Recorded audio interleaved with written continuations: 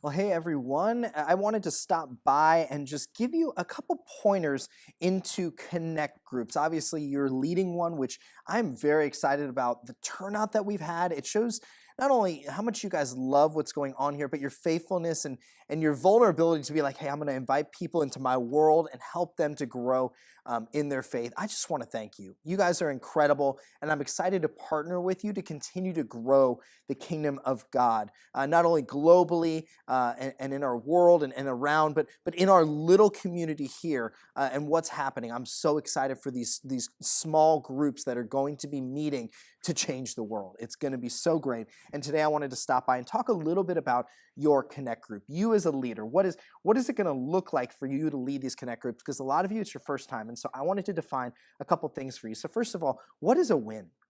When we're leading a Connect group, what does it look like to have a win? And I would always say this, the number one win is not the study you did, it's not the amount of studying you've done, it is always the community. The community that you build is the win in your group. What do I mean by community? It's simply defined as this, being needed and being known. Community is being needed and known. When you're in community, when you're part of something that's going on with other people that you're akin to, right?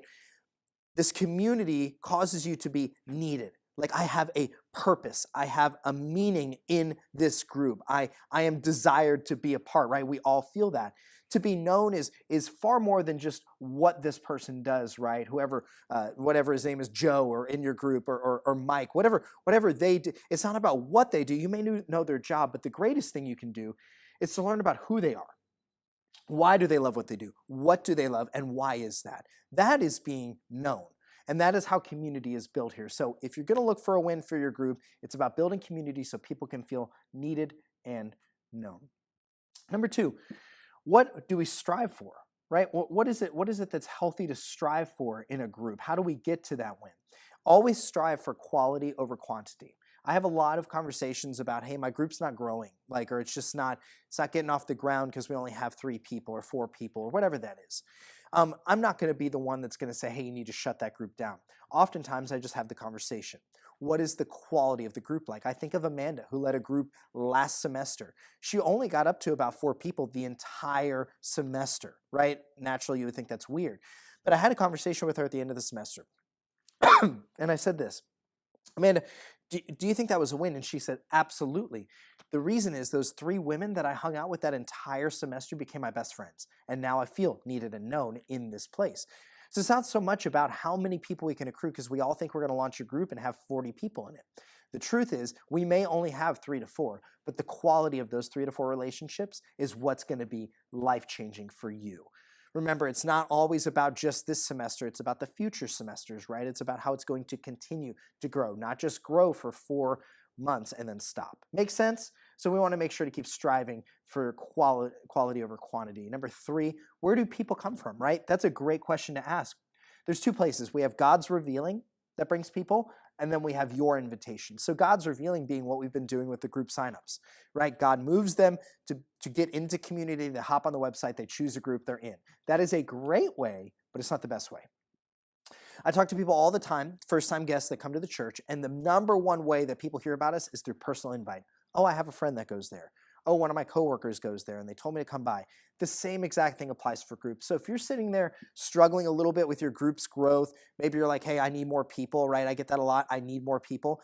Consider the fact that maybe your presence in the lobby is really important. Maybe it's important that we're getting out of our little Sunday shell and we're going to go meet people. We're going to walk around and introduce ourselves to people that look like they're in a similar part of life that we are, right? We're going to look for people who maybe have similar interests, maybe whatever the demographic is. That's what we're looking for. Have those conversations. I think of a guy named Steve Ketchum. He's one of our group leaders. He's awesome. He leads a men's sports talk group, and his group struggled to get off the ground last semester. Maybe had 2 people for like weeks. But Steve came to me and said, hey, I'm going to come hang out at the lobby in the lobby with you. And I want to meet more and more people. And I remember almost every Sunday I'd come in, Steve was like, hey, I talked to this guy and I invited him. I talked to this guy, invited him, invited him, invited him. Steve ended up with 9 people, almost 10 people at the end of his semester last semester. That's incredible. And that's what it's about. It's about the personal invite. It's crucial that you guys are inviting people to your group. Number 4, I want to go into a little more depth about this is, okay, so we've defined a win, how to strive for that win, where are these people going to come from, how are we going to grow the group, but we need to talk about healthy growth, right? We can grow things that aren't healthy. It's important that we have healthy growth. And so I want to talk through a couple points here in regards to how to make your group healthy. First of all, we communicate, right? We communicate. We are always talking. We're always encouraging not only organizational communication, right? We're telling people when group is, where it's going to be, what they can expect, but we're texting throughout the week. Hey, how are you doing? Hey, I remember you brought up this prayer request. I wanted to check in with you and see how that's going this week. That's communicating, right? We need to make sure that we're talking, that we're not silent until group happens and then we're silent again, that it's a consistent communication. Number 2, and like I just said, it's consistent. It doesn't stop. It is something that we're committing to, right? Oftentimes we commit to these fad diets at the beginning of the year to lose all this weight, and we get off course just 1 degree, and we just let that take us for the rest of the 1,000-mile journey that we have, and we find we're way off the mark, right? It's because consistency is easy to lose. It's important that we are in consistent communication. It's important that we are committing to be at group every week. It's important that we're expecting that of our people to be consistent because they committed to this group. That is how the greatest life change comes, is through being consistent. Number 3, a healthy group is caring. We're talking more about feeling needed and known, right? A person wants to walk away going, you know what? Man, that was incredible. Like, I just felt loved. I felt needed. Like when I was gone, it was strange. If someone's missing from your group, hey, listen, give them a call, give them a text. Hey, we missed you at group. I hope you're okay. Can we help you with anything? That's caring. People want to feel needed and known, and the way they do that is being cared for. Number 4 is it's a catalytic group. A healthy group is a catalytic group. That means you're taking someone from one place and you're moving them to a greater place.